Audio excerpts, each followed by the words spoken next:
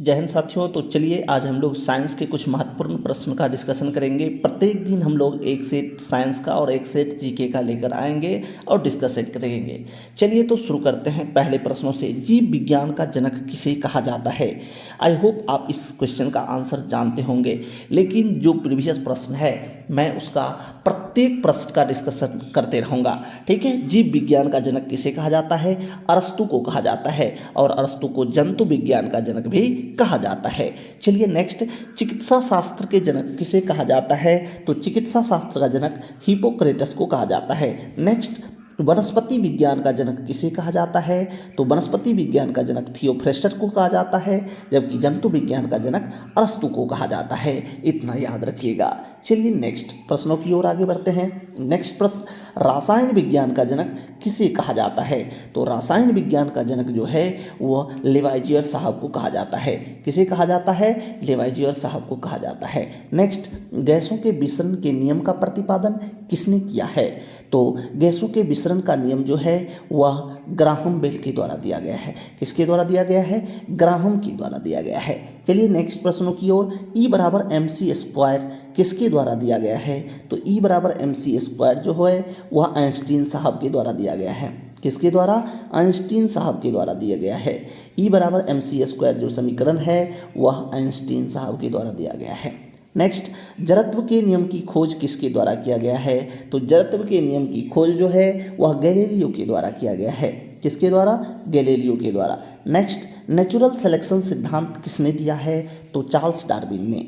Natural selection सिद्धांत Charles Darwin ने दिया है। ठीक है। चलिए नेक्स्ट प्रश्नों की ओर आगे बढ़ते हैं। नेक्स्ट, विकास का सिद्धांत। तो नेचुरल सिलेक्शन सिद्धांत और विकास का सिद्धांत कौन दिए हैं? तो चार्ल्स डार्विन साहब दिए हैं। नेक्स्ट, अनुवांशिकी शब्द का उच्चारण सर्वप्रथम किसने किया है? अनुवांशिकी शब्द का उच्चारण सबसे पहले वाटसन के द्वारा दिया गया है। याद रखिएगा, अनुवांशिकता का सिद्धांत जोहान्स मेंडल के द्वारा दिया गया था, जबकि अनुवांशिकी शब्द का प्रयोग सबसे पहले वाटसन के द्वारा किया गया है। ठीक है। सबसे पहले जीन शब्द का प्रयोग किसने किया है? जीन शब्द का प्रयोग सर्वप्रथम किसके द्वारा? तो जोहानसन के द्वारा। किसके द्वारा? जोहानसन के द्वारा। जीन शब्द का प्रथम प्रयोग जो है वह जोहानसन के द्वारा किया गया। चलिए नेक्स्ट प्रश्नों की ओर आगे बढ़ते हैं। जीन कहाँ अवस्थित होता है? जीन कहाँ अवस्थित होता है? तो जीन गुणसूत्र में उपस्थित होता है। जीन कहाँ होता है? गुणसूत्र में। जीन कहाँ उपस्थित होता है? गुणसूत्र में। खून का रंग लाल किसके कारण होता है? खून का रंग जो लाल होता है वह हीमोग्लोबिन के कारण होता है। किसके कारण? हीमोग्लोबिन। और हीमोग्लोबिन में क्या पाया जाता है? तो लोहा पाया जाता है इसी। ठीक है। चलिए, हीमोग्लोबिन किसका यौगिक है? तो लोहा का यौगिक है। हीमोग्लोबिन किसका यौगिक है? लोहा का यौगिक है। ठीक है। चलिए नेक्स्ट प्रश्न की ओर बढ़ते हैं। अब हम लोग नेक्स्ट प्रश्न जो आपका है वह है प्लेटलेट्स की मृत्यु कहाँ होती है? प्लेटलेट की मृत्यु कहाँ होती है? याद रखिएगा, प्लेटलेट्स की जो मृत्यु होती है वह पिलिया में होती है। कहाँ होती है? पिलिया में होती है। नेक्स्ट, रक्त का कितना प्रतिशत भाग प्लाज्मा होता है? तो 55 से 60% भाग जो है वह प्लाज्मा होता है। रक्त में जो है 55 से 60% भाग क्या होता है? प्लाज्मा होता है। ठीक है। कभी 55 रहेगा, कभी 60 रहेगा, कभी 55 से 60 रहेगा। ठीक है, याद रखना है। चलिए आगे बढ़ते हैं। कहता है ब्लड बैंक किसे कहा जाता है? तो ब्लड बैंक जो है यह पिलिया को कहा जाता है। ब्लड बैंक किसे कहा जाता है? पिलिया को कहा जाता है। नेक्स्ट, आरबीसी का कब्रिस्तान कौन कहलाता है? तो पिलिया ही कहलाता है। आरबीसी का कब्रगाह और ब्लड बैंक पिलिया को ही कहा जाता है। पिलिया को इंग्लिश में स्प्लीन कहते हैं। ब्लड बैंक में रक्त कितने डिग्री फ़ारेनहाइट पर सुरक्षित रहता है? तो 40 डिग्री फ़ारेनहाइट पर। ब्लड बैंक में रक्त जो है 40 डिग्री फ़ारेनहाइट पर सुरक्षित रखा जाता है। ठीक है। चलिए नेक्स्ट प्रश्नों की ओर आगे बढ़ते हैं। नेक्स्ट है, रक्त समूह की खोज किसके द्वारा किया गया? तो रक्त समूह की खोज लैंड स्टीनर के द्वारा किया गया था। किसके द्वारा? लैंड स्टीनर साहब के द्वारा किया गया है। याद रखिएगा, लैंड स्टीनर साहब के द्वारा किया गया है। नेक्स्ट, रक्तचाप को कौन नियंत्रित करता है? रक्तचाप को कौन नियंत्रित करता है? याद रखिएगा, एड्रीनल ग्रंथि। कौन सी ग्रंथि? एड्रीनल ग्रंथि। रक्तचाप को एड्रीनल ग्रंथि नियंत्रित करता है। नेक्स्ट, मानव गुर्दे में बनने वाली पथरी किसकी बनी होती है? तो कैल्शियम ऑक्जेलेट की। कैल्शियम ऑक्जेलेट की। याद रखिएगा, मानव गुर्दे या मानव किडनी में जो पथरी बनता है, गुर्दे का दूसरा होता है किडनी, गुर्दे का इंग्लिश क्या होता है? किडनी। मानव में जो किडनी होता है और किडनी में जो पथरी बनता है वह कैल्शियम ऑक्जेलेट की बनी होती है। ठीक है, चलिए आगे बढ़ते हैं हम लोग नेक्स्ट प्रश्नों की ओर। नेक्स्ट है, रक्त का पीएच मान है। रक्त का पीएच मान आपको भली भांति याद होगा, 7.4 होता है। याद रखिएगा, रक्त एक क्षारीय संयोजी ऊतक है। रक्त एक क्षारीय तरल संयोजी ऊतक है। ठीक है, रक्त परिसंचरण तंत्र का अध्ययन सर्वप्रथम किसके द्वारा किया गया? ठीक है, याद रखना है, रक्त परिसंचरण तंत्र का जो है सबसे पहला अध्ययन कौन किया है? तो विलियम हार्वे जी के द्वारा किया गया। किसके द्वारा? विलियम हार्वे के द्वारा किया गया। पीत क्या होता है? तो पीत जो है ना, एक पीले हरे रंग का वर्णक होता है। ठीक है, पीले हरे रंग का क्या होता है? वर्णक होता है। ठीक है, चलिए आगे बढ़ते हैं।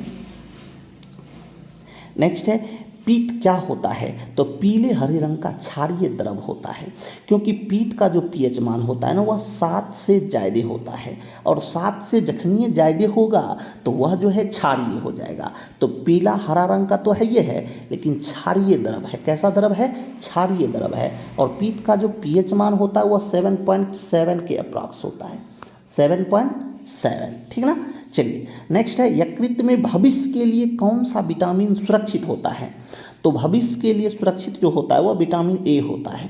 यकृत में भविष्य के लिए भंडारित जो विटामिन होता है वह ए होता है। ठीक है, चलिए नेक्स्ट प्रश्न की ओर। विषाणु की खोज किसके द्वारा किया गया था? याद रखिएगा, विषाणु की खोज जो है इवानोव्स्की के द्वारा किया गया है। ठीक है, जीवाणु की खोज किसके द्वारा? तो जीवाणु की खोज लीवेनहॉक के द्वारा। जीवाणु की खोज लीवेनहॉक के द्वारा, जबकि विषाणु की खोज इवानोव्स्की के द्वारा। प्रकाश वर्ष किसका मात्रक है? तो प्रकाश वर्ष दूरी का मात्रक है। याद रखिएगा, प्रकाश वर्ष किसका मात्रक है? दूरी का मात्रक है। चलिए नेक्स्ट प्रश्न कहता है, दूरी मापने की सबसे बड़ी इकाई है। दूरी मापने की सबसे बड़ी इकाई पारसेक है, और 1 पारसेक बराबर 3.26 प्रकाश वर्ष होता है। ठीक ना। चलिए नेक्स्ट है, मास्टर ग्रंथि कौन कहलाती है? याद रखिएगा, पिट्यूटरी ग्रंथि को ही पीयूष ग्रंथि या मास्टर ग्रंथि कहते हैं। पीयूष ग्रंथि को ही पिट्यूटरी ग्रंथि या मास्टर ग्रंथि कहा जाता है, इतना याद रखना है। ठीक है, चलिए नेक्स्ट प्रश्नों की ओर आगे बढ़ते हैं। नेक्स्ट है, कौन वंशानुगत रोग है? वंशानुगत रोग तो वर्णांधता और हीमोफीलिया दोनों है, तो क्या हो जाएगा? ए और बी दोनों। वर्णांधता और हीमोफीलिया दोनों रोग जो है वंशानुगत रोग है। प्रोटीन का पाचन कहाँ होता है? प्रोटीन का जो पाचन है वह छोटी आंत में होता है। प्रोटीन का पाचन कहाँ होता है? छोटी आंत में। ऐसे भोजन का पूर्ण रूप से पाचन छोटी आंत में ही होता है। सबसे ज़्यादा देर पाचन छोटी आंत में ही होता है। ठीक है, चलिए मनुष्य में पाचन कहाँ से प्रारंभ होता है? तो मुख से प्रारंभ हो जाता है। मनुष्य का पाचन कहाँ से प्रारंभ होता है? मुख से। खाना जब से खाना शुरू करते हैं उसी समय से पाचन की क्रिया प्रारंभ हो जाती है। ठीक ना। चलिए आगे बढ़ते हैं। हड्डियों और दांतों के निर्माण के लिए आवश्यक तत्व कौन है?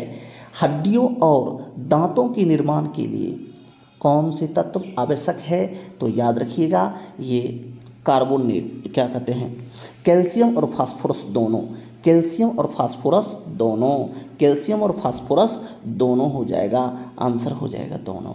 ठीक है, हड्डी और दांतों के निर्माण के लिए आवश्यक तत्व जो है वह कैल्शियम और फास्फोरस है। ठीक है, कहता है काला शीशा कौन कहलाता है? काला शीशा के नाम से किसे जाना जाता है? तो ग्रेफाइट को जाना जाता है। ग्रेफाइट को काला शीशा के नाम से भी जाना जाता है। ठीक है, चलिए नेक्स्ट कहता है, जीवन रक्षक हार्मोन कौन है? जीवन रक्षक हार्मोन एड्रीनल जो है, सो हार्मोन जो है वह जीवन रक्षक हार्मोन है। ठीक है, एड्रीनल क्या है? जीवन रक्षक हार्मोन है। एड्रीनल एक जीवन रक्षक हार्मोन है, याद रखना है। ठीक है, नेक्स्ट है, पत्तियों का रंग पीला क्यों होता है? पत्तियों का रंग जो पीला होता है वह क्यों होता है? ये याद रखना है, पत्तियों का रंग पीला कैरोटीन के कारण होता है। किसके कारण होता है? कैरोटीन के कारण होता है, याद रखना है, कैरोटीन। नेक्स्ट, पर्णहरित में उपस्थित मुख्य धातु क्या होता है? मुख्य धातु क्या होता है? तो मुख्य धातु मैग्नीशियम होता है। पर्णहरित में उपस्थित, इसे अच्छी तरीके से आप याद रखिएगा, ट्रिपल स्टार लगा लीजिए, क्वेश्चन पूछा जाता है। पर्णहरित में उपस्थित मुख्य धातु को क्या होती है? तो मैग्नीशियम। नेक्स्ट, मेंडल ने अपने प्रयोग के लिए किस पौधे का प्रयोग किया था? तो मटर के पौधे का प्रयोग किया था। मेंडल साहब जो अपने प्रयोग में लिए थे वह मटर के पौधे का प्रयोग किए थे। किस पौधे का? मटर के पौधे का प्रयोग किए थे। ठीक है, चलिए आगे बढ़ते हैं। आगे नेक्स्ट है, पौधों का मुख्य प्रकाश संश्लेषी अंग कौन है? अर्थात प्रकाश संश्लेषण कहाँ होता है? तो पत्ती में होता है। प्रकाश संश्लेषण कहाँ होता है? पत्तियों में होता है। शरीर में अमीनो अम्ल की संख्या कितनी होती है? तो हमारे शरीर में 20 अमीनो अम्ल होते हैं। हमारे शरीर में 20 अमीनो अम्ल होते हैं। नेक्स्ट, हवा में ध्वनि का वेग कितना होता है? तो याद रखिएगा, हवा में ध्वनि का वेग 332 मीटर प्रति सेकंड होता है। ठीक है, ध्वनि का वेग सबसे अधिकतम जो है वह ठोस में होता है और सबसे कम हवा में होता है। ठीक है, चलिए आगे बढ़ते हैं। नेक्स्ट, कवकों का अध्ययन क्या कहलाता है? कवकों का अध्ययन माइकोलॉजी कहलाता है। कवकों का अध्ययन माइकोलॉजी और शैवालों का अध्ययन फाइकोलॉजी कहलाता है। कवक का अध्ययन माइकोलॉजी और शैवालों का अध्ययन फाइकोलॉजी कहलाता है। आज का प्रैक्टिस सेट समाप्त हुआ। टोटल लगभग 44 प्रश्न था। अभी लगभग हम 60 प्रश्न का डिस्कशन इस 44 प्रश्नों के साथ कर दिया है। अब हम लोग दूसरे प्रैक्टिस सेट में उपस्थित होंगे और इसी तरीके के अच्छे अच्छे प्रीवियस प्रश्नों को लेकर आएंगे जो आपके आगे की परीक्षाओं में पूछने का संभावना है।